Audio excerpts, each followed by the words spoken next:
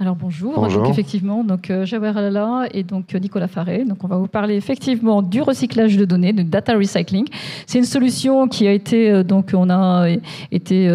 intégrée à l'association mondiale, donc à la Fondation mondiale Solar Impulse pour une idée innovante qui permet de faire rentrer la donnée dans l'économie circulaire.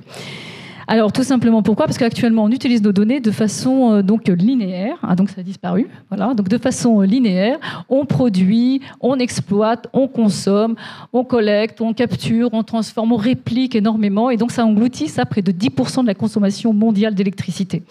Et la donnée, ce n'est pas de la matière première. Elle ne va pas s'épuiser. Elle se duplique. Donc, elle est dite non rivale. Et donc, elle poursuit immédiatement son parcours exponentiel. Et le coût de votre cloud s'envole et l'impact sur l'homme et l'environnement augmente. Donc, nous, notre idée, c'est de dire, rentrons. Donc, on a une technologie innovante qui permet de le faire, de faire rentrer la donnée dans l'économie circulaire. Donc, réduire la donnée au moment de la suite de la consommation. Donc, très simplement. Donc, ça a permis de réduire les coûts. Donc, ça, Nicolas vous l'expliquera. On va l'archiver, on va ensuite la dilater et la réutiliser, voilà, au moment de l'exploitation. Voilà, donc c'est vraiment la première plateforme éco-responsable et transparente qui vous permet de faire rentrer de la donnée dans l'économie circulaire et de réduire l'empreinte carbone. Je vais très vite. Voilà, donc, et en plus de réduire l'empreinte carbone, elle vous permet de répondre et de garantir les droits des personnes à l'ère du numérique.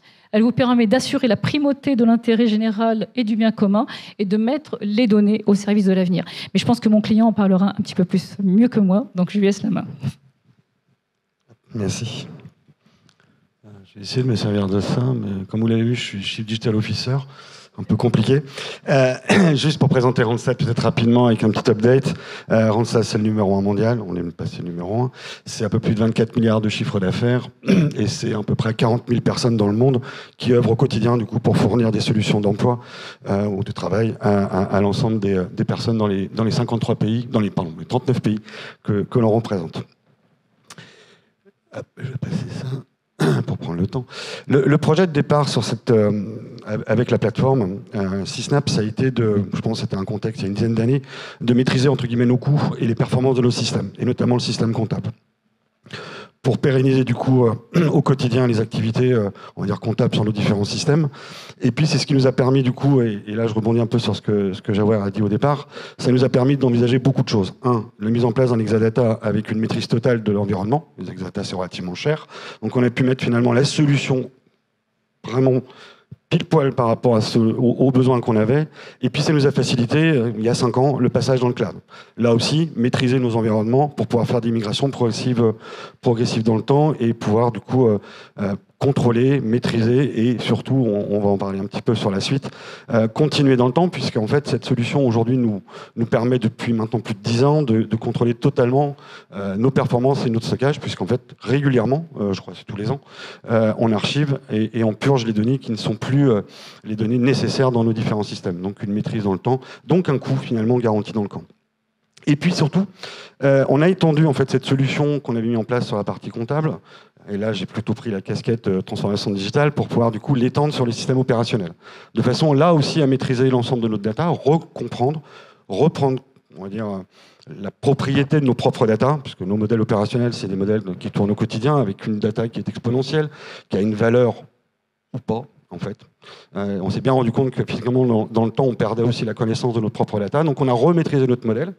Et ce qui nous a permis, du coup, clairement, de pouvoir mettre en place une forme de self-service auprès des différents métiers, au travers, justement, de cette solution, pour pouvoir donner accès à une data qui est claire, compréhensible, et permettre, du coup, de pouvoir, derrière, faire des projets d'IA sur lesquels on a pu, du coup, créer des datasets pour pouvoir faire du machine learning sur différentes, on va dire, fonctionnalités de notre système.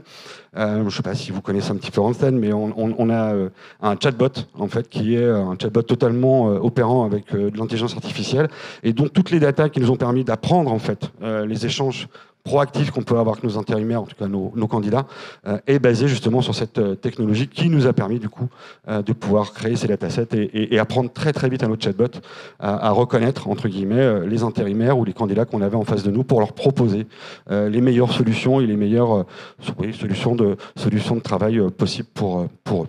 Voilà. Donc, comme vous pouvez le voir, c'est déjà un projet pour réduire les coûts d'infrastructures, pour accélérer l'intelligence artificielle. Et puis, on a eu l'agréable surprise de voir que gérer ce cycle de vie de façon virtueuse, donc en le réduisant et en pouvant le réutiliser dans un cercle vertueux, ça permettait de faire du bien à la planète, puisque là, par exemple, on a un autre client qui a réussi à réduire ses traitements, parce que quand vous retirez des données de volume important, c'était un retailer, il gagnait sur ces traitements sur ces traitements, il avait gagné une demi-heure de traitement. Donc plus vous retirez des données, plus vous retirez dans un processus constant, plus vous faites du bien pour la planète. Merci Jawar, merci Nicolas, merci à tous les deux pour la présentation de cette collaboration Randstad et Sysnap.